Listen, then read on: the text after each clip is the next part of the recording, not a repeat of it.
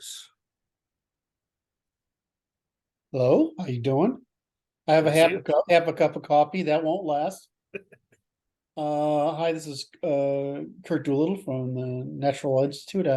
This is the which sequence? What fourth or fifth video in our This will be the fifth video. fifth video in our series? We're discussing Luke's book. Hold up your wonderful little book there, the Primal Primer. This chapter is on shelter, if I remember. Correct. Previous chapter was on what do you call it? Regularities and anomalies? Baseline versus anomalies. Yeah. Baseline versus anomalies. And the one before that was on cordage. And so as we start, just to remind everybody, as we're working through the book, Luke is basically, just like I do first principles of logic from the universe upward, he's doing the first principles of existence, which in the end will produce your mindfulness. And what I love about this is it seems really simple, but it's genius. So I think anyway. So I don't want to overplay it, but I just think it's hysterical that Luke started out with this book and he's telling us these basic life things, but it's like the first principles of human environment, and I just love it. And what he's trying to teach us here is genius, especially the subtle ways doing it. So now that I've recontextualized where we are, why don't you tell us a little bit about what you're trying to accomplish with this chapter? Sure. This chapter, like a lot of the other ones, right? There's the argument I make, and the argument that the book makes, is that in order for us to optimize our expression as humans, we have to possess a certain level of competency, a basic level of competency. Yes. Right. The way I described it recently is civilization is a technology. Right. Yes. Does that make sense? Some technologies anybody can use. Anybody can just pick them up and use them. Right. They're universally leverageable. Right. Other technologies, they can be used on anyone, but they can only be used by people that have a foundation from which to integrate that technology into. Mm-hmm. Right, that a core level of competency from which to integrate that technology. What I'm arguing is that civilization is one of those technologies that requires a foundation of competency in order to leverage effectively on your own behalf. In the same way that, say, like a firearm, right? The person that knows how to use it can leverage it. It can be used on anyone, but the person that knows how to use it can effectively leverage that technology for their own benefit, right? Yes. Civilization is very similar to that, right? In order to effectively leverage it for your own benefit, you need to have a foundation upon which to integrate any of the new things that come along, any of the new things that emerge from that technology, right? And so what I'm trying to do with the skills that I'm advocating for and providing instruction on in the book is rebuild that foundation for people so that they can leverage civilization effectively. Yeah, so again, I know I ask you this question every chapter, but it's because I'm trying to reinforce it. Well, if somebody says, but how is knowing about cordage, what do you call awareness? You call it situational awareness, yeah. And I'll just start with situational awareness, cordage, and shelter. How does that make me more safe or more understanding of civilization? Right. Well, we don't get to, no matter what technology emerges or we gain access to, we don't ever actually get to separate ourselves from being human. Right. It's just the nature of the meat suit is the nature of the meat suit. Right. And the way our bodies evolved, the way our brains evolved, the way our entire system evolved is in response to stresses. Right. So the optimization of any of our behaviors, our expressions, the way we navigate the world is impacted by our exposure to stresses. Right. And in a lot of ways, what we've done is using the technology of civilization, we've removed or eliminated or diminished a lot of those stresses that would otherwise be compelling us or demanding the maximization of our expression. Right. And I think a lot of the social ills we're seeing is that comes into play. right? So, so There's just dysfunctions.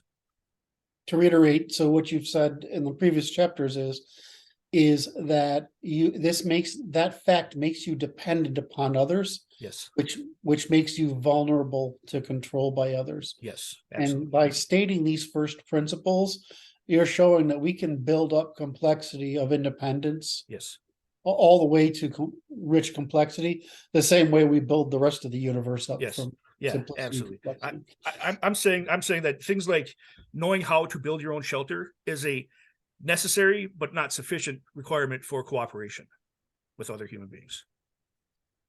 Because yeah, the problem is the logic you're trying to get to, which is going to be, I want to make sure it's seen by the audience. Sure, sure.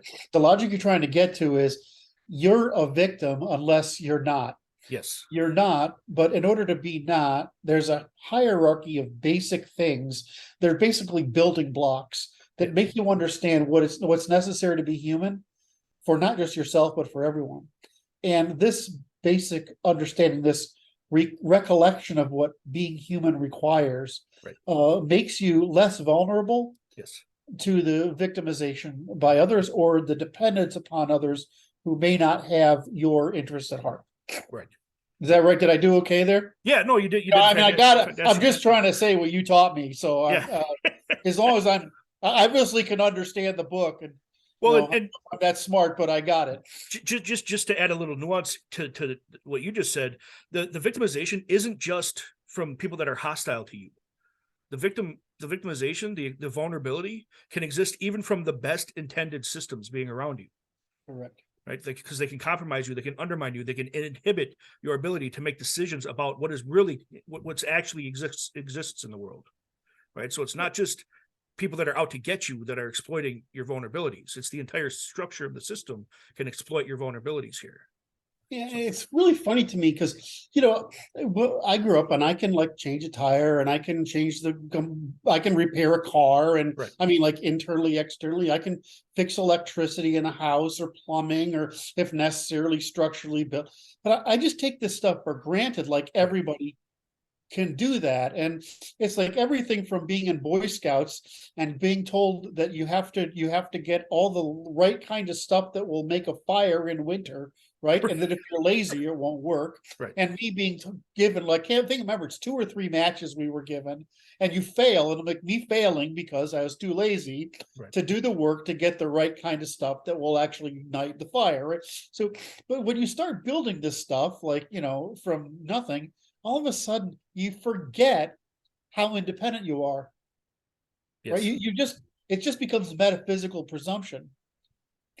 And so I know what you're going to get to in this chapter, which I find this one's really, the Cordage one was a little bit like, I don't get why he's starting there. Oh, now I get it. This one's really, really obvious.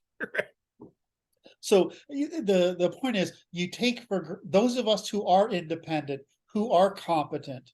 Like I tell the story. I was in 2nd grade, and somebody broke the plunger on the sink in the back of the room, because back in 2nd grade we had our own, toilets and stuff off in the room. So I just got up and I went back and I made the thing. I put the thing back together so that you pulled the plunger and the thing went down and up again, right? Right. And this seemed to be miraculous to my teacher and the other students. And I'm like, in my mind, I'm like, what? Doesn't everybody know how to do this? Right. Right. And how did I know? Because I'm in 2nd grade, because I watched my father fix it, right? I mean, it wasn't fucking complicated. So, but if you don't realize I mean, I always say it's what women expect of men, right? It's like the minimum criteria to be a man is to be able to fix shit. Right. Anyway, so I've tried to, now that I'm trying to reinforce your example, and I hope I'm not overdoing it. No, you're not. But what you just described segues perfectly into how this stuff got lost, right? We used to have it just shown to us through example. Our parents would do the stuff, so we'd pick it up by example. We'd watch them do it, for a lot of the stuff that we're talking in here. And then, as we've, embraced technology, gotten further and further away from nature's pressure, our parents stopped doing these things, so we stopped learning them. And we never introduced alternative ways of learning them. Right? The example I use frequently is going to the gym.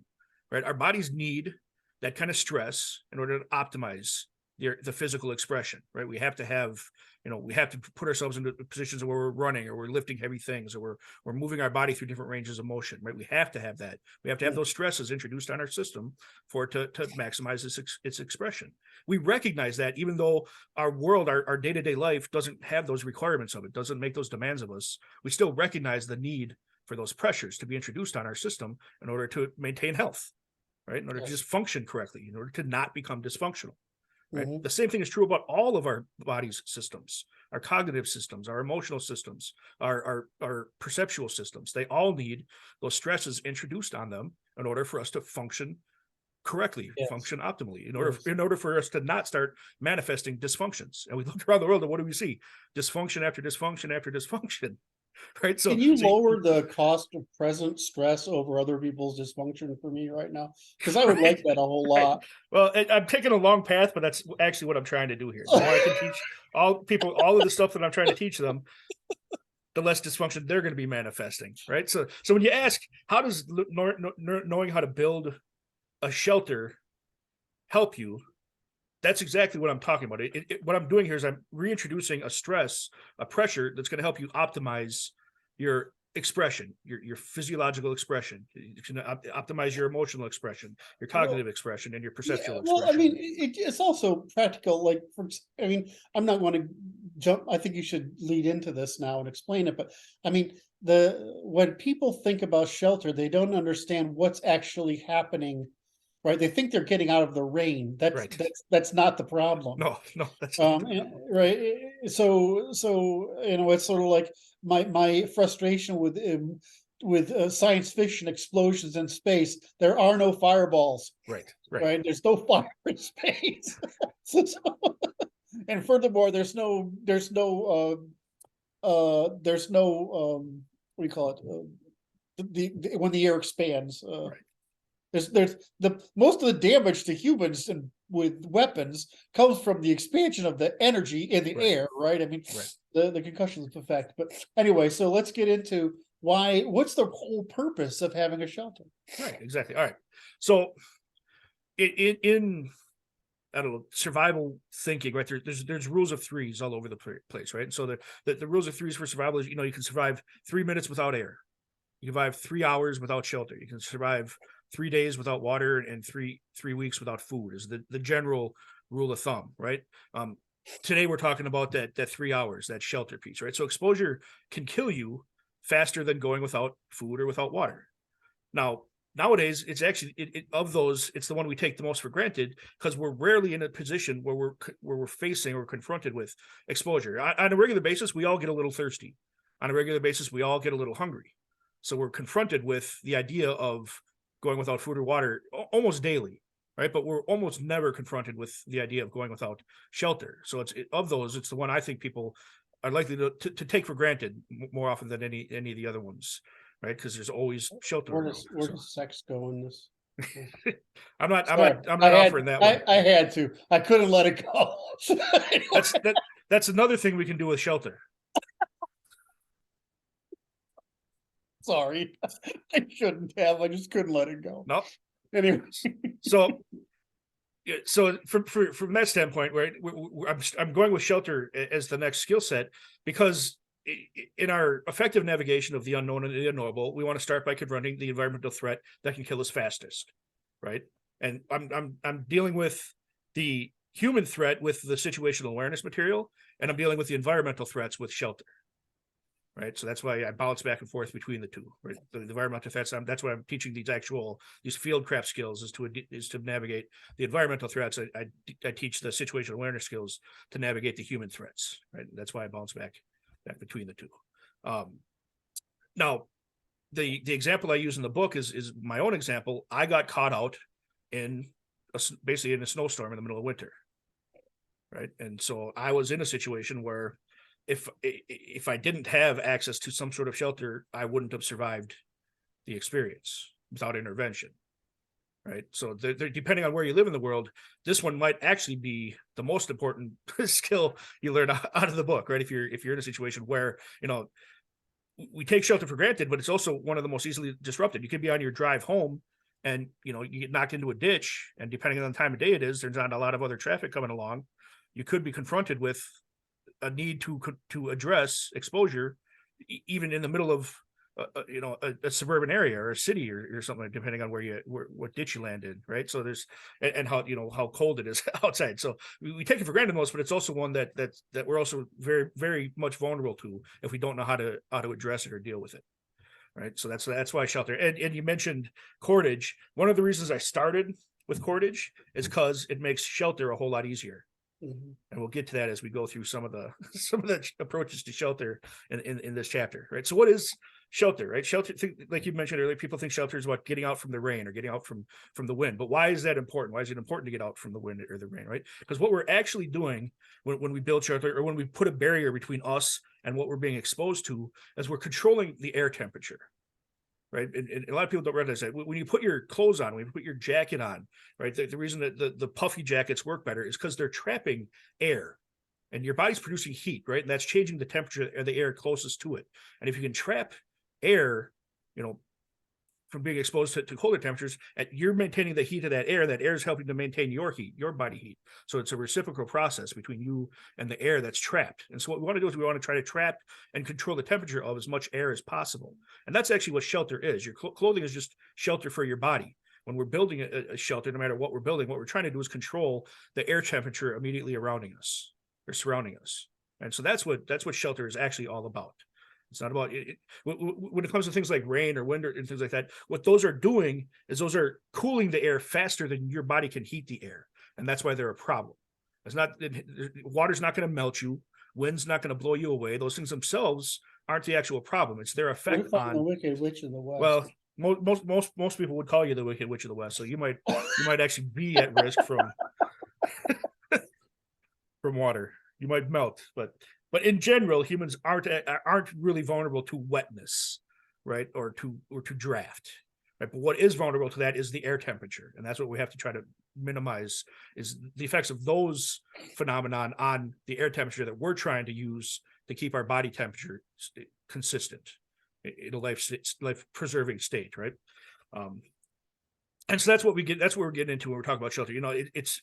I did my wife and I for Valentine's Day, we went on a snowshoeing date, and we were traipsing around, around in a large 1,200 acre, national park, and we were walking through, the different areas and looking at things like, tracks and that. And one of the things we came across was some fox tracks, and I don't know if you've ever seen foxes moving through nature, right? But they move in very straight lines, right, to conserve energy. But every once in a while, you'll see them jump up and pounce, and it looks like they're playing, right? Because they're like jumping up and pouncing back into the snow.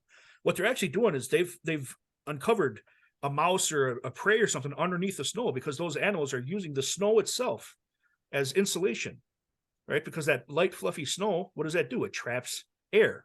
So even snow can be a shelter against snow, right? Against cold temperatures, right? That's how a lot of animals survive winters, by digging themselves down underneath the top layers of snow. They get 2-3 feet down, and it's going to be 35, 36 degrees down there all winter long. And so between that, their body temperature and their fur, they've created an effective shelter to survive exposure, right? But you can see the foxes are pinging in on them. The foxes aren't playing.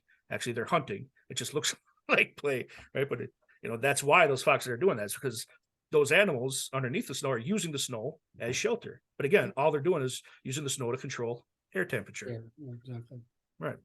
Is that why we used to? Because I grew up in, like, you grew up, you were in the snowy area of the world, and I grew up in upstate New York with a lake of blizzards, right? Because and so we'd get these drifts that were basically covered the house, and you'd go out and build, dig out little caves, and of course kids died once in a while. We used to have kids die from that once in a while, and but we'd go dig it, and I was like, hey, it's really nice in here. Right, and when it's quiet. Yep. Right, it holds the heat really nicely. Yep. You're really comfortable. I mean, yeah, we've got a couple. I'm in Minnesota, right? We got a lot of snow. We just recently had a lot of snowfall. My son and I spent the weekend shoveling our own property, and then some family property as well. So I've been dealing with a lot of snow over the last handful of days. So, but yeah, we've got a couple dugout snow forts in our front yard because my little ones like playing in them and stuff like that. So we do snow forts every year that the snow allows. So yeah, we do a lot of play like that. But situations like that, there's two. Oh, sorry, I have a Yeah. broken ligament in my chest. Yeah. From shoveling snow when I was a kid. Yeah. It's never healed. No. Well, it just re-injures every time I do something. Right. Yeah. It's amazing because you look at snow and it's light and fluffy. And you think it's super light, doesn't weigh anything, but man, it adds up fast. Right. Yeah. You get a shovelful, and suddenly it's really heavy. And then when you're when you're building snow forts, or if you've ever, people that haven't experienced snow, right? You can sinter snow.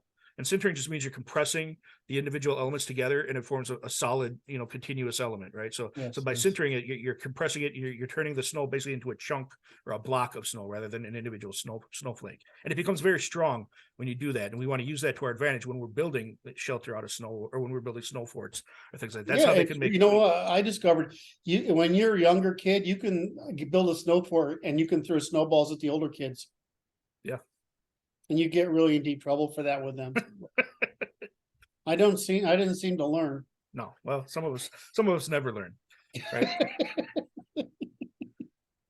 So the next part of it, after I go into what exactly a shelter is in this chapter, talk about what we're doing is controlling for air temperature. Then I move on to talk about what the types of shelter we're looking at are. Right, there's emergency shelters, there's temporary shelters, and there's permanent shelters. Right. The emergency shelter is when you're already in a compromised state, where you're already suffering, under exposure to the elements. Then you're looking at an emergency situation where you have to change your immediate conditions as quickly as possible. And this is where you dig the hole in the snow. This is where you dig yourself under, or you dig out underneath a fallen tree. You dig some dirt out under a fallen tree. You get yourself out of the immediate danger of exposure that you're talking about, right? But this is different than, I want to be comfortable. This is not, I want to find a nice place to rest. This is, I need to change the immediate conditions or I'm going to die. That's what emergency shelter is, right? So it truly is just putting something between you and the elements so you can start to regain control over the air mass around yourself. Can I use girls and body heat? Body heat's a wonderful thing to use to control the air mass around you. It makes a huge difference. I'm sorry I keep throwing you off, man. That's good. It's good. Opportunities are there. Well, and one of the other sides of learning this stuff is you become that guy that can do these things, right? And there's something to be said for that. If you're in a group of people that can't, or if it's you and another person, you and your significant other or whatever, and they can't, they don't have these competencies, and you do, that puts you in a different position than if you're also in a state of panic in a situation like these where with them you can't lead them out of. Yeah. Because this was some. I'm actually learning a lot by. I learned a lot by our discussions, but I mean, it seems like we had shop when I was a kid, right? But it was more towards career oriented. It's more like we actually need this for first grade onward. Yeah. Right. We need the basic life skills to come. And I would have never thought about this as being, the basic understandings of the building blocks of civilization, of life, of agency. I would have never thought of this before, but now that you've made me think about it, I think about how I grew up in a farm town, right? So most guys can do something, or they get up at 4 a.m. and they feed cows, right? So so that's maybe not, and of course in my generation we all fixed our own cars and things like that. So maybe that's one thing, but it seems to me like it's not something you need to elect to do like we did, like joining Boy Scouts and that kind of stuff, right? It's something that it's a required skill. I think that's one of the things you're sort of saying, right? Yes. Yeah. Okay, so it's a normal educational objective, right? Yeah, it's a lot of people look at stuff like this as survival skills. I don't. These are human skills. Yeah. The people that the survivalists and stuff like that, they're the practitioners of these skills and the developers of new ways to do these skills, but the skills themselves aren't survival skills. They're human skills. We aren't human without them. Yeah, I don't. It's hard for me to proxy the audience and and operationalize that. Right. So I was, is that I would say that instead that it's, in order to be an independent human, to have confidence and independence such that you have the mindfulness to adapt to or understand all changes in the world without developing anxiety, uncertainty, or fear. That you need, that these are basic building blocks that you combine. Now, you mentioned earlier that cordage helps with shelter, right? And that you're, but that's, if we go through your whole book, it's more like these are the, these are the Lego bricks that everything's built from. Yes. Right. And so it's hard. So when you say something that isn't, when you don't tie it, when we don't tie it back into what you're trying to accomplish, I think the reader could, or the audience won't understand just how important. Well, I mean, it is to understand how, well, it's like, there's no Lego block for this problem. And now it's like every permutation of this problem in the world is now unavailable to you. Right. Yes. I mean, yeah. because you're not thinking of it clearly. The very idea that you think that you don't understand that you're trying to control air temperature. Right. Right. That's a very different thing than understanding that you want to stay out of the wind. Right. I mean, right. very different thing. So Yeah. anyway, I don't want to over. No, I just want to tie it back to something that the people understand the greater context whenever you're saying. Right. So, right. all right. Just to touch on the other, you talked about you grew up in a farm community, that you learned, how to build your own or fix your own engines and things like that. Even those things you can extrapolate from those experiences and those lessons to do a lot of the things that I'm talking about in the book. But so many people nowadays don't even have those, third or fourth or fifth level extrapolation points to reach back and grab onto these actual core human skills. Yeah. These core human competencies, right? So we've become so far removed from them that we literally don't have access to them without some sort of new learning, new introduction, new process of getting there, because we aren't even learning the second, third, or fourth removed skill sets that we could project back onto these skills and make them work anymore. Yeah. It's I mean, that's how far we've gotten away from being able to do these things. I used to build those first computers with solder. Yeah. And wire, and the early IC chips that basically did nothing. Right. Right. And you build these solder boards out. And I'm a real nerd. I'm sorry. I really have an engineering background. But you build this stuff as a kid, then you go to college and you do wire boards or to build this stuff up, right? And use oscilloscopes back in the day and whatever. The thing is that I actually know how I could actually build, if I had the raw materials, I know how to build the computer from raw materials, right? And so when I think about how a computer works, I actually understand, because I remember when you used to flip a freaking toggle switch in order to add a thing to a register, right? I mean, I remember those, and so I remember writing an assembly code, and I know what the assembly code does, right? So I think of this whole thing, but so you don't think it's hard, it's hard to understand when you understand first principles, how powerful that is in everything. Right. And the inverse of that, when you don't understand first principles, how it compromises everything that's upstream from that. Right. Because how much of our mindfulness in our generation, well, I'm older than you, but and how much in our generation, in other words, the competent generations, how much of our mindfulness is due to the fact that we actually know all this shit? Yeah, a good deal of it. Yeah. Is that one of the reasons that we're so older people are so confident? Well, and I think it's the stronger your foundation of competence, the more mindfulness you're going to be in possession of. You're not going to be as disruptible. Right. And so your mindfulness is it's less vulnerable to being disrupted by all of these, demands for attention and emotion. It's the solidification of the mindfulness, right? Oh, I just got there. So I was like, I don't understand normal people. Right. But I mean, I just can't. I mean, and everybody makes. I mean, you make fun of me about it all the fucking time. So, but I don't understand normal people, and I just made me go there. What if you don't know all this stuff? Yeah. You Yeah. feel out of control. Yeah. Yeah. That's why I put this together, because that's where I got to a couple of years ago. Yeah, because you're trying to train people, so Right. you Right. see it firsthand, Yeah. and so now you're like, it's like me with the law, right? Yeah. I see it, so I feel compelled to fix it. So you're Yep. down there actually educating people in the first place, Yeah. and you're seeing it, and you say, but I don't think I ever really got there till just now to understand how vulnerable Yeah. people are if they can't do. I mean, this stuff is, we just went over basic survival stuff, right? Yeah. We touched roughly on construction Yeah. techniques Yep. and digital computing, Yeah. and I just brought in the law, right? But what if you don't know those things? Yeah. You must feel like you're on the world is moving all over the place and you're holding on to the boat, and no wonder you feel Yeah. vulnerable and uncertain. The level of anxiety you would feel all day, every day is just enormous. It's completely understandable.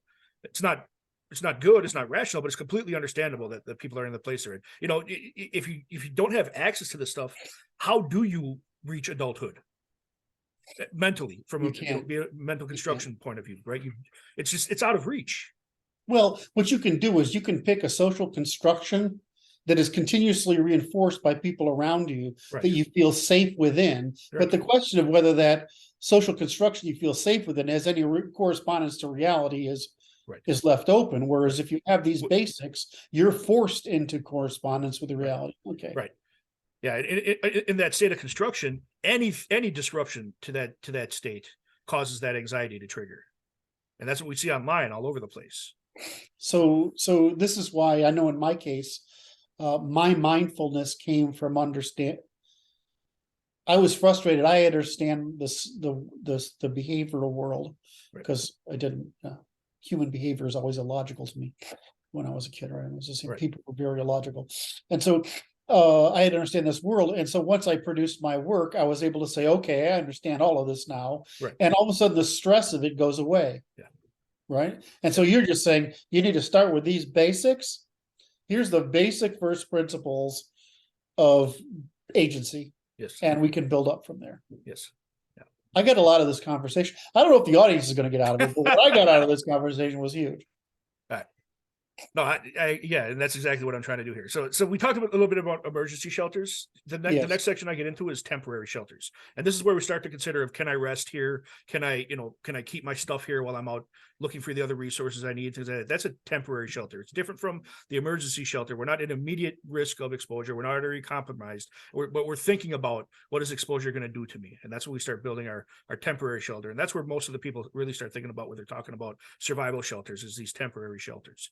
Right. This is where we're actually constructing something, right? Where we have the opportunity to look for an ideal site rather than whatever's available and right at hand in the emergency situation. Right. So, we start looking for, does the site have enough room for me to lay down? Right. That's a consideration. Is there enough material in the area of the site for me to build the shelter? Right. You don't want to decide, here's my perfect site, then I got to trek 5 miles to get all the materials I need to build my temporary shelter, right? That doesn't make sense, right? So once we have the ideal site, we have the necessities in place, then we start looking at our contextual requirements, right? So what are the conditions that have put you in a place where you need a temporary shelter, right? And they can be opposing to each other, right? Like some of those contextual requirements are: do you need to be concealed? Are you trying to not be seen where you are, right? Can you get in and out of the site of your shelter easily should you need to? Right? Do you need visibility? Are you, in a situation where you're stranded and you need intervention or rescue to get out of there, right? Then you want the shelter to be as visible as possible and everything you do to be as visible as possible. Have you noticed signs of other animals and predators in your environment that you need to take into consideration when you're constructing your temporary shelter, right? Those are contextual requirements you want to be thinking about. Do you have access to bedding material? What are you going to lay on top of? Again, controlling air. If you're laying right on the ground, you're not creating a space for air to be in there between you and the ground, right? So, but if you put down bedding, then there's a lot of space for air to be in there that you can control the temperature of. That's why people use bedding, right? So those are things you want to consider. Those are secondary, necessities. Those are the contextual requirements. One of the acronyms I learned when I was training and learning survival shelter stuff is the acronym BLISS. Right. So when you're creating a temporary shelter, you're trying to create for yourself a situation of bliss as much as possible. Right. And what it stands for, it's an acronym. B is for blend in. L is for a low silhouette. I is for an irregular shape. Right. All of these things help, hide your shelter. S is for small. And the other S is for secluded. So blend in, low silhouette, irregular shape, small and secluded. Right. If I'm in a situation where I'm building a temporary shelter that I'm going to use for rest, you're vulnerable when you're sleeping. Right. So if I'm building a temporary shelter in which I intend to rest or sleep through the night, then I'm looking for that shelter to blend in, have a low silhouette, be in a regular shape, have it small, and have it secluded. Right. Then at the next section of the book, I actually get into some of how to construct a couple of different, basic shelters. I go into how to build a lean-to, and I go into how to build an A-frame structure, and it's just simple instructions on how to do those. Again, this is where cordage comes into play, because being able to make cord helps the construction of these two types of shelter immensely, right? You can, if you're lucky, find trees to lodge branches between to construct these kind of shelters. But if you don't have that, then you're going to have to figure out some way to attach, your resource, your materials, your shelter materials to each other, right? And if you know how to build some basic cordage, you're way ahead of the game in constructing your temporary shelter, right? So once we get through the section on how to put the actual shelters together, then I talk a little bit. You say I don't build a tower and paint it yellow. Right. Right. Well, again, unless you're trying to be rescued, unless you want all the bad guys to know exactly where you are, right? Then you build your big towering yellow shelter, right? After that, then I just talk a little bit about, I talked about emergency shelter, temporary shelter. I talk a little bit about permanent shelter, right? So if you let's say you find yourself in a situation where you have to build a shelter, you start, you deal with the emergency situation first, right? It's like, there's a order of operations to all of this stuff, to everything. There's an order of operations, right? So you start, are you an emergency situation where you need emergency shelter right now? If not, then you're looking at temporary shelter, right? But if it looks like you're going to be there for a while, then you start looking at, how do I turn this temporary shelter into a more permanent shelter? How do I make it more secure? How do I make it more comfortable?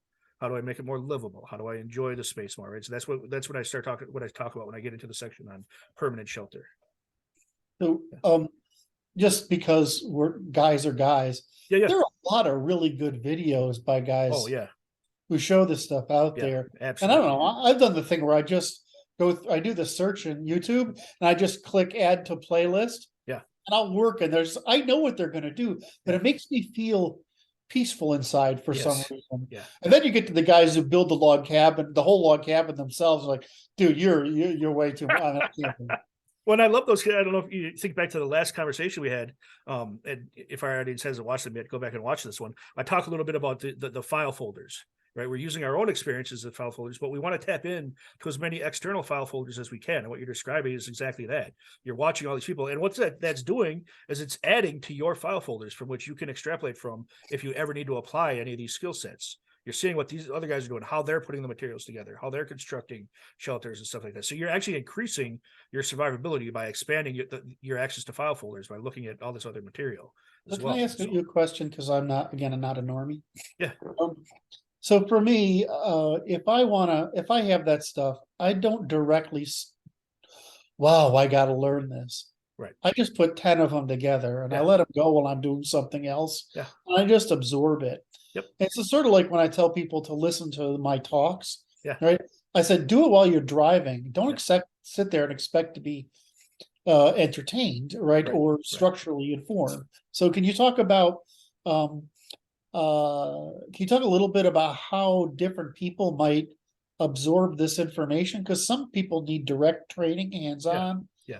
Could you talk a little bit about that? Yeah, absolutely. So, obviously, and this is true for all of the things in the book.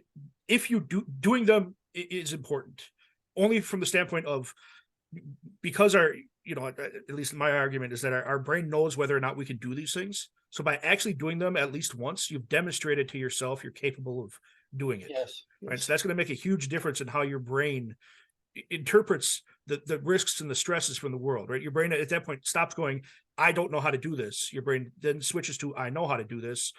And it can navigate everything else it's exposed to from that frame. So, but I understand that a lot of us don't have the opportunity to go do a lot of these things. So we want to, we want to be exactly what you described. We want to be learning from others. We want to be watching demonstrations. We want to be even just imagination play with this stuff while you're walking through an environment. How can I turn that into, when I'm walking around with my kids, we do a lot of walks through the woods and stuff like that. I see a couple of trees close together. I'm like, I could turn that into a lean-to in very little time. Right. So I'm not actually doing it, but I'm reinforcing in my brain my ability to do it by looking at my environment and the resources in my environment and converting them just in my imagination into the tool I need to use to survive. Right. So we don't have to, practical or the actual application. It's important for self-demonstration, but above and beyond that, all of these things are learning, reading about it, watching it, just watching people demonstrate it, even just imagining about it. It's all reinforcing. I think what I've learned is it's better to look at, rather than study one thing perfectly. Yeah. Watch 20 variations on it. Oh yeah. Yeah. And then you'll basically get the idea. Okay. Yeah. Yeah. Yeah. Okay. I'm a big fan of a broad base to extrapolate from rather than figure it out. In the book, right, I give at least one example of all of these things, but I only do that not because that's the one right way to do that.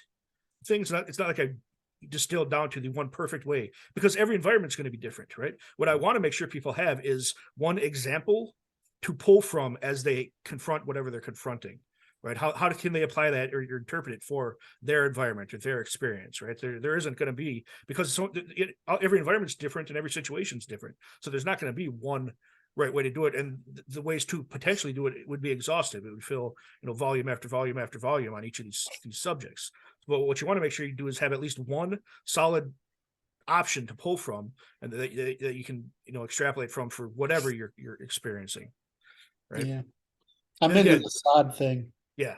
Yeah. Things like that. I'm into the sod thing because it's like, wow, if you want to, technically speaking, this shit lasts forever. Right. But anyway, go ahead. Yeah. Well, and I in the permanent shelter section, I touch a little bit on things like wattle and daub. You get some mud and straw or grass together, and you can make a really solid wall. It's not letting any air or moisture through. Right. I mean, it's really simple technologies, really straightforward to implement. Right. But we don't even think about them in our modern day. What we really don't recognize is our plaster walls is basically the same thing. It's just exactly the same thing. Gypsum and plaster put together, pressed into a form so it looks pretty. It's still just dirt walls. Dirt walls nailed to a wood frame. So, God, I don't. Why is that annoying? Why is that humiliating? I don't know. Humbling is the word I'm looking for. Very humbling. I remember, it's like you go over to, because I'm really into ancient architecture, especially medieval architecture. You go over to Europe and you look at these places built in the 1500s. There's a chunk of wall missing, and you're really underneath it, this beautiful concrete looking white, exterior is just fucking wattle and daub under there. And you're like, lathered plaster, wattle and daub. I mean, it's right. We compress earth to make shelters. That's what we do. We chop down trees to make shelters. My sister's house used to be the where do you keep the horses and the buggy for the church? Yeah. And so when they were rebuilding the house, they're like pulling straw out of the walls, right? Straw. It's like 180 years old, right out of the walls. Yeah, we like to think we're light years ahead of our ancestors, but we're still living right there with them. So, and that's kind of the whole point of this chapter. Again, it's just reiterating that you may never need to dig a hole in a snowbank to survive, right? But you move through the world very differently when you know how to do that versus when you don't know how to do that. Right? The world is much less of a threat to you when you know how to protect yourself from it. Well, I'm going to be trying to be a smart ass here. So I'm just imagining, I'm my age, right? A middle-aged guy, right? I'm going to go out as an adult and like, you know what? I'm going to practice my survival skills, and I'm going to dig a hole in this snowdrift, right? And build it in. Meanwhile, then I come back and I'm looking at the wife who's giving that, "You're such a fucking man" look, right? And I'm like, but it's important, dear. Right. You know? Right. Right. Yeah. Yeah. And some of that stuff plays like this, right? I mean, it's can you do you as a person can you project yourself forward or not? Can you project what you're doing right now onto how it applies to the broader ability to move through space or not, right? And some people can and some people can't, right? But it doesn't matter. It's important to be able to for all of us, whether we can see its import or not. So My grandmother taught me to sew, like fix, like patch things. yeah, I couldn't have been more than 5, right, right? I mean, just like, I actually have sewn my own shirts right, when I was probably 11 or 12, right? Just because I wanted to know how. yeah, So my mother went out and bought the pattern and the cloth, right? Right, and I learned how to do that. I'm like, that's a nice bit of knowledge to right. actually have. Right, right, You and know? any situation that comes up where that's required, whether it's clothing or not, it could be a canvas tarp over your head that you're using to keep rain out in some situation. You know how to do that now. You're never without that knowledge. That competency doesn't leave you. So It's just the idea that you all of a sudden understand how clothes are made, right, yeah, right? And how actually how hard it is to make them fit your body, yeah, and therefore why clothing this became status, yeah, right? right, This became status yeah, because it was made to fit a body rather than basically constantly adjustable, right, anyway. yeah. Yeah, and the same thing with the shelter stuff, right? Once you've gone out and built yourself a temporary shelter, you have a different appreciation for how that house is built that you're living. Yes. living in. So you take it a little less for granted. I So, my first awareness of my parents of how autistic I was when I was drawing houses in town, around town, the yeah, Victorian houses, and I was drawing the timber structure underneath them in order to make it work.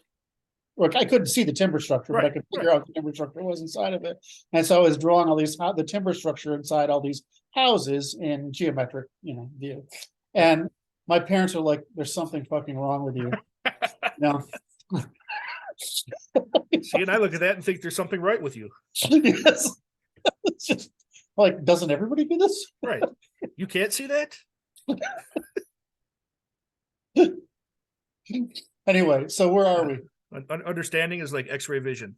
Yes. That's the chapter. That's the chapter on shelter. That's kind of what I hope to cover in that chapter, right? I mean, I want people walking away with the understanding that you're talking about controlling air temperature when we're talking about shelter, clothing, all that stuff. All we're doing is controlling for air temperature. And I want to reiterate that the purpose of this is to rebuild, re-strengthen, reforge that foundation upon which integration of all the new that we are confronted with we can integrate all of that, I in a healthy really, way. I internalized your meaning in this book in this conversation. Good. I'm glad. Really great. So I hope somebody else gets it. If you don't, you got to call the master and talk to him and find Yeah. out. Read the I'm book. available.